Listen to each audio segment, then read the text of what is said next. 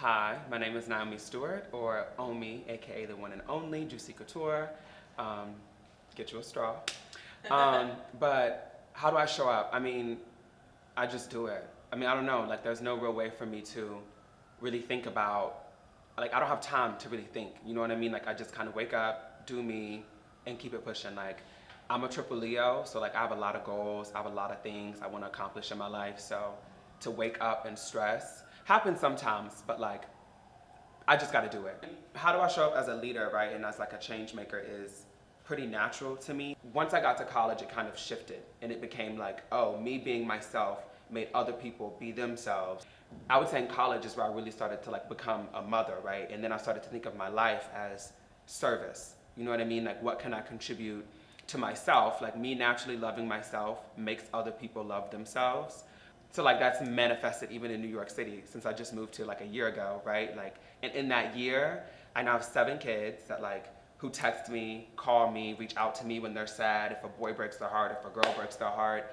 And for me, like, I don't know, like, I love being a mother. Like, I don't know, like, I have so much love to give. It's like, why not give it to people who literally want to receive it? The concept of giving people their flowers has like always meant something to me because especially being a Black trans woman, right, we're only celebrated when we're no longer here. You know what I mean? Like we're only addressed when there's like an article attached to our death or us being injured. But it's like we do so much now. You know what I mean? We give so much love. We create dope shit. It's like we need to be celebrated every day like everybody else is celebrated every day. I feel most celebrated, I think through laughter and moments like this where I get to like be seen. I love being in spaces that are led by Black trans women, you know what I mean, who are like trying to elevate everybody, because that's the goal, right? To continue to elevate and become the change. What is required for me to thrive? People. And to be more specific, like my family. Moving to New York and like just transitioning in general, like it's hard. You feel isolated, you feel alone, you feel like nobody's going through what you're going through. Even though you might know somebody is, it's still easy to like self-deprecate, right? And like I did a lot of that until I moved to New York City and like I met the people who really showed me what it is to support someone when they're in transition, you know what I mean? When they're in the most vulnerable state of their life.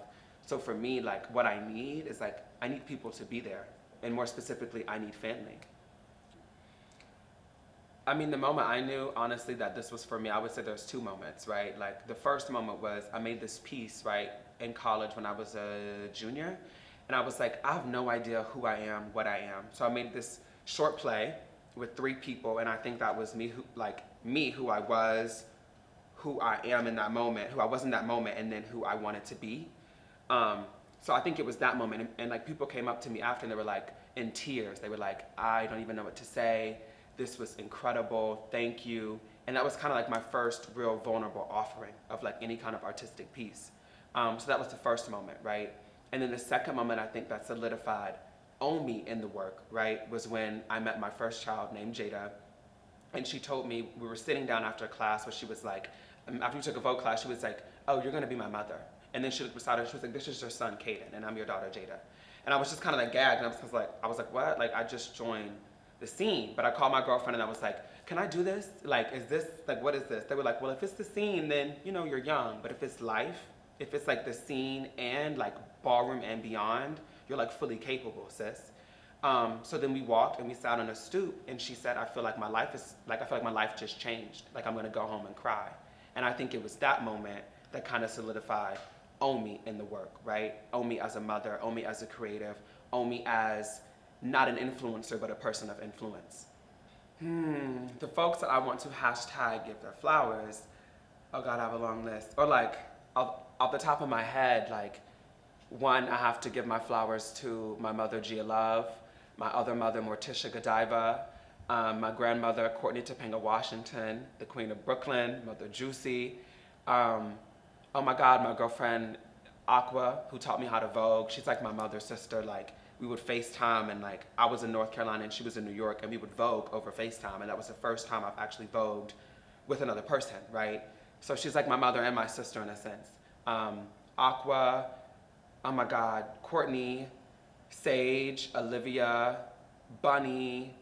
I would say those are women who have changed my life. You know what I mean? It made me feel beautiful when I don't feel beautiful.